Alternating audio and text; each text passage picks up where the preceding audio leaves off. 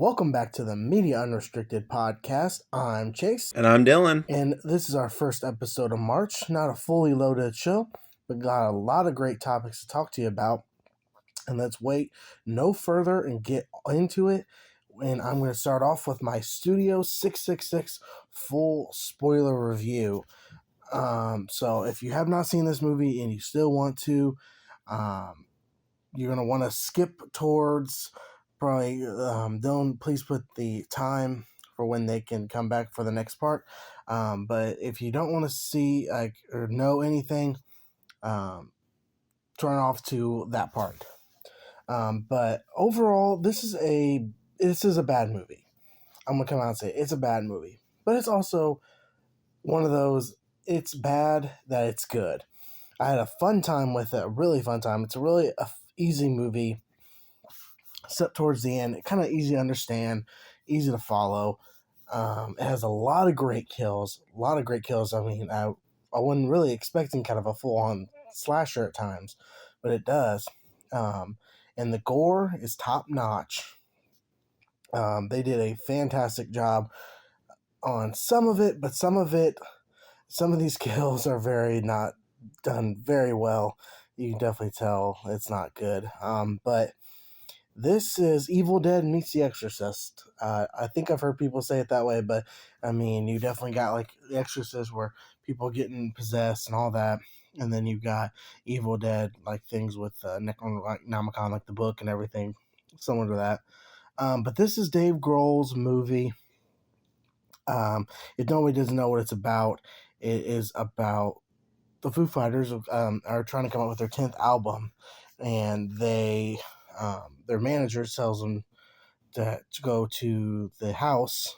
I'm forgetting a blank what it's called, but bad things have happened there before, which they really don't know about when they go to the house. So Dave Grohl buys the house, and then they got to come up with the 10th album. And in that meantime, he gets possessed, and they have to kind of finish the song, and shit gets crazy kind of from there. But Dave Grohl, he based this on like a past experience, is what they said. It's his story. But he did a good job acting, and I mean, very decent, really good job. But some of the other people, his bandmates, not so much. I just think it's just kind of like it's not their thing.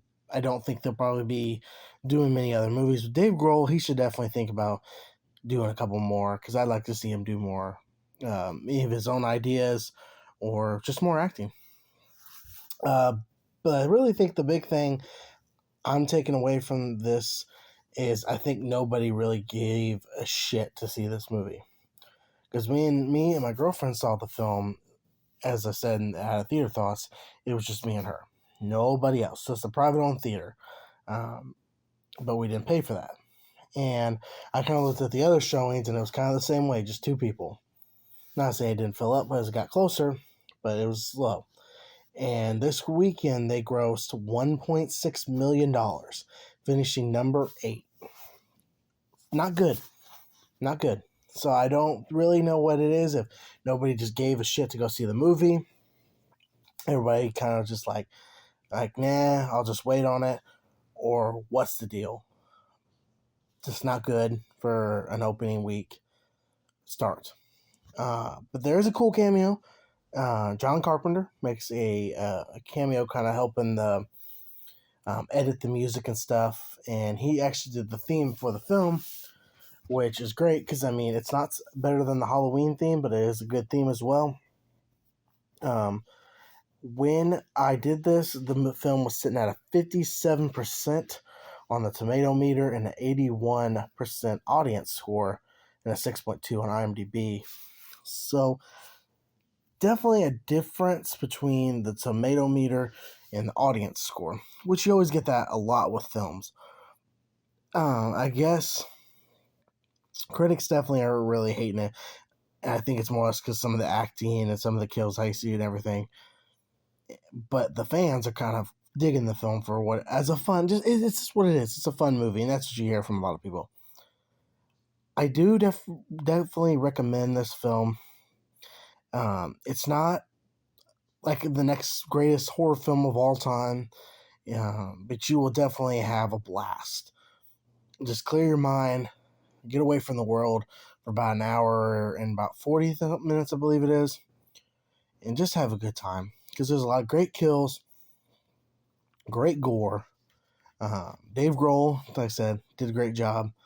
Uh, I just definitely recommend seeing it. I give it probably about maybe a 7 out of 10. Uh, just go check it out. Support the little film it is because it's not, you can definitely tell, a very, very low budget film. Just support it for what it is and go out and see the movie. Dylan, did you have any thoughts on wanting to see this movie, or have you got a chance to see it? I haven't had a chance to see it yet, but I saw the trailers. I think we saw a trip.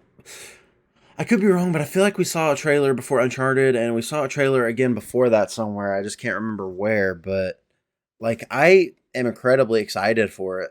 Um, like I love Dave Grohl, and I love the Foo Fighters, and I love like supernatural elements like that in movies. Just not supernatural movies, but it looks like an interesting movie. And from your review, it does seem like I might like it. So I think I will give it a shot.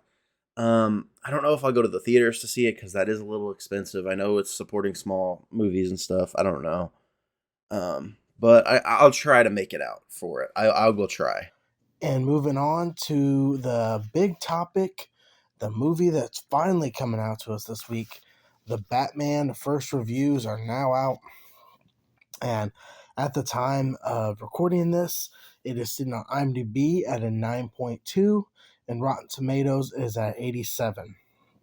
When I saw it yesterday when it came out, it was sitting at a 91, so it has fallen. So I don't know I mean, because it seems like kind of it's a lot more, it's definitely more positive than negative. I just got a couple, let's see, I think about 4 or 5 reviews for you. Let's start with David Erich from IndieWire. He says, while Reeves unfortunately retreats to the safety of franchise building mode with the penultimate scene, the Batman succeeds in transforming the bat signal into a beacon of hope rather than something to fear. Not just for the citizens of Gotham, but also for the multiplex audiences who will be, excuse me, will have to visit the city a few more times before Hollywood gives us somewhere else to go.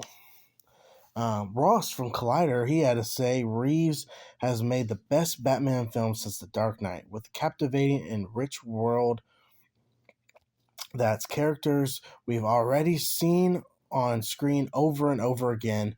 With the Batman, Reeves prioritizes the shadows of Gotham, setting up the city in a way we've never seen before on screen, building life to a world around Batman instead of heroes and villains that live in black and white.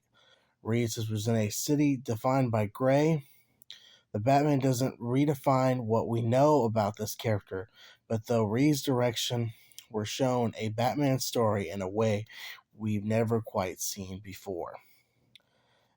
Brandon Zachary from comicbook.com CBR, I believe. I think that's what that is. I might be wrong on that. But he had to say, what makes the Batman stand out most might be the introspective approach to the title character. Past visions of the Batman have used the character to comment on a changing world, tell a pop art story of revenge, or explore epic stakes for a brutal perspective. None of these full take the opportunity to investigate what it means to live in a world where Batman is reasonable approach to conflict, something the Batman dives into with gusto. Now, those are just some of the positive reviews. I have a couple negative reviews from Rotten Tomatoes, but those come from Screen Rant, are the positive ones. Um, I got Maury McDonald from the Seattle Times from Rotten Tomatoes. This is a rotten review. She says, depressing, dark, endless. I don't know about you, but this particular time in history does not seem like the moment for a movie that will leave you A, miserable, and B, wondering why nobody in Gotham City seems to have heard of light bulbs. And then Stephanie Zacharek from Times Magazine.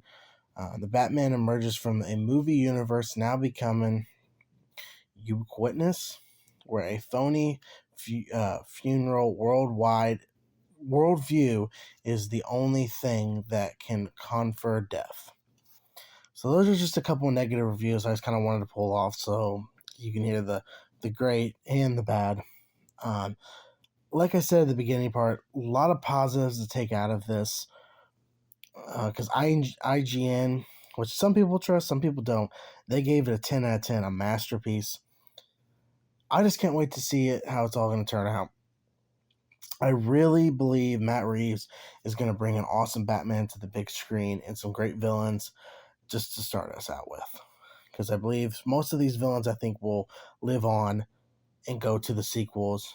Because I know Penguin, which we got a little bit more coming up about him, this is just the beginning between Catwoman, Penguin, and I think the Riddler. I think we will definitely see them again and also build the universe as it goes on. But I'm not going to let some of those negative reviews, because they're not super bad in my opinion, kind of change how I'm feeling about this film, because I'm super excited to see this movie. I think it is going to be a fantastic Batman film, and I do believe it will be better than The Dark Knight. But Dylan, after hearing all those reviews and seeing some of them yourself, what are your thoughts on those, and how are you going in to the film? Yeah, seeing the positive reviews made me really happy to see, but seeing the negative reviews, I mean, obviously they're not going to affect the way I look at it because I look at the positive reviews more. But like just looking at some of these negative reviews, like it just looks awful, you know? Like I don't, I how do I explain it? Like these negative reviews, a lot of them seem pretentious as fuck.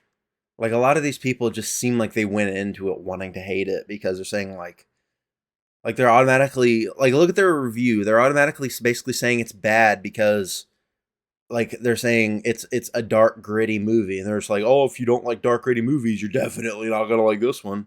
It's like it's Batman. It's always been dark and gritty. Like Gotham City isn't a fucking place of sunshine and rainbows. It's a high crime like murderous city. How else do you think it should be depicted? Honestly, I don't get what these critics are wanting out of something like this. Like it's the Batman, and every single form of Batman media, Gotham City's always been portrayed as dark, dreary, and drab, and a lot of the time rainy because that goes along with dark, dreary, and drab. And sure, maybe that got old for them, but like I don't get what they're wanting. I just don't get what they were wanting with that. Because a lot of those who called it that gave it like 1 out of 4 or 1.5 out of 4. And I just don't get it. But I'm 100% looking forward to this movie. Chase is seeing it on Thursday with his girlfriend, and I'm seeing it on Friday with Chase.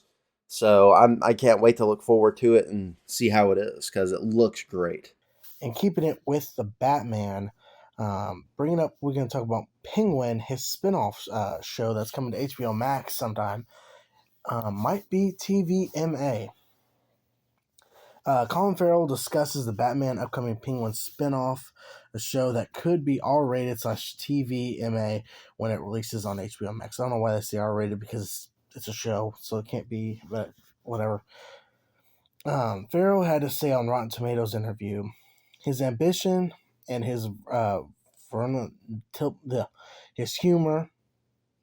I mean, it was just the tip of the iceberg in this film for me, but there were little moments in the scripts that Matt wrote in relation to Oz, little bits of humor and awkwardness as well. And his origin, why he is a man and all that stuff. If we get to 6 and 8 hours to do it, I just think the character could be endlessly fun and fascinating and brutal. I hear that we're going to be allowed the kind of do an R-rated version, perhaps, which would be nice to explore the violence that could permit, perhaps, and the darkness that could allow us to explore. So all of those things. Farrell and Reeves both have compared the Penguin's character in the Batman movie I'm probably going to pronounce this wrong, so I apologize. First off, Fredro Cologne, Clone. I don't know how to excuse me. It's a character from The Godfather and Godfather Part 2. I think it's the main dude.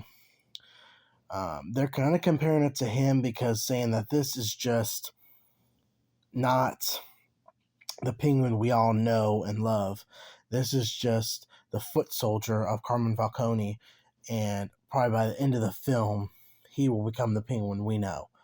Um, I think if they go with the TVMA, it will definitely work perfect because it's shown with Peacemaker that it can work fantastically and people will love it. I really think the penguin is going to be a great character in this universe, and I think Colin Farrell is going to do a great job. It's kind of crazy how he looks in real life to change the penguin. It's just insane. I mean, what Danny DeVito did, nothing against him. He did a great job. And the dude from, I'm drawing a blank what his name is, from Batman 66, he did a great job as well. I had to get my little impression there. But I think this is going to be a great show. And also that other show, it's going to be on the GCPD, that's going to be cool too. This universe, I think, is going to be really interesting, and I'm so excited for them how it's going to all plan out. But Dylan, what do you think about the Penguin show? What do you think about Colin Farrell first going in? Do you think he's going to do good? And what do you think about the show if it be TVMA? What do you think, man? Be really looking forward to it. I'm gonna see how he does in the movie first before I jump on a bandwagon of a spin-off show. I know the reviews are really praising Colin Farrell's performance in this movie and the movie in general. And I'm sure the movie's gonna be great. His performance is gonna be great, and I probably should be looking forward to the show. But like I said, I'm gonna hold off on wanting the show until I see his performance in the movie because there are a lot of people who, I mean, depending on what kind of villains they are, some people like some villains and some people don't. I mean, I've already said in the past, unpopular opinion, like the most unpopular opinion on the planet, that I thought Heath Ledger's Joker wasn't that great, but that's just my opinion, even though it's a shitty opinion to a lot of people. But I'm sure I'll probably like his Penguin, and like I said, I'm gonna see how he does in the movie before I judge any opinion on the show. And moving on to more Warner Brothers news, a movie that I think it's still just a little too late to be doing this. Beetlejuice 2 may be coming from Brad Pitt's company Plan B. It looks like it's officially showtime for the long-awaited Beetlejuice sequel. On Monday, reporting from the Hollywood Transom newsletter revealed that Plan B Entertainment, the award-winning production company associated with Brad Pitt, is lined to produce Beetlejuice 2. Both Michael Keaton and Winona Ryder are expected to reprise their characters as well. The project could start filming early summer of 2022. This is coming from comicbook.com. Like I said, I am a big fan of Beetlejuice, the first one. I think it is a classic. I can watch it over and over and over again. Never get tired of it. I love it so much. I just sadly think this is just way too late to be doing this. Maybe back then, I understand. I know this has been a kind of in development hell forever, but I just don't think we need it now. I'm going to watch it, and would look forward to seeing more Beetlejuice because Michael Keaton, thank you. You're great. And Winona Ryder, same to you. But I just hope they do a good job with the film. I'm just still a little worried about that, but I guess we'll see. Like I said, the film could start filming early this summer, so we'll see. We'll definitely have more news on this for sure, so stay tuned for that. Dylan, are you a fan of Beetlejuice? I thought me and you have watched it before. What's your thoughts on this? And do you think it is just a little too late for them to be doing this? I'm not sure how I feel about it. I don't know if they necessarily even need a second one. As you know, the first, like as you said, first Beetlejuice is a classic. You can rewatch it over and over again. And like you, I have my reservations about a sequel. I thought I remember seeing somewhere that Michael Keaton didn't want to do a sequel because I think in his mind, the first one was also a classic as well. So I don't know. I don't think we need it, but I'll watch it. I just hope it is in a movie theater if it does come out and it's not like direct to streaming or whatever. And moving on to a couple trailer reviews. Morbius released their final trailer. Now, I was not going to watch this trailer, but then I just thought, well, screw it, might as well. And I enjoyed this trailer. It gives you a lot of the same shots we've seen before, which is fine because that's what I want it to be. I don't really want to see a lot of new shots, but there are a few new ones in there. We got to see more of Matt Smith as the villain of the movie. I'm still very, very excited to finally get this movie. I mean, we've been on delay after delay after delay after delay. So April 1st is when it comes out, so please do not delay again. But I think Morbius himself looks great. Jared Leto, I think hopefully will do a great job. Way better than the Joker. Not going to compare them because they're both very different, but Morbius just looks spot on, like close to the comics. We got a little Michael Keaton in here as well, a little bit more, which I still don't think he's going to be in the film a lot. I really think he's actually going to appear at the end. We'll see.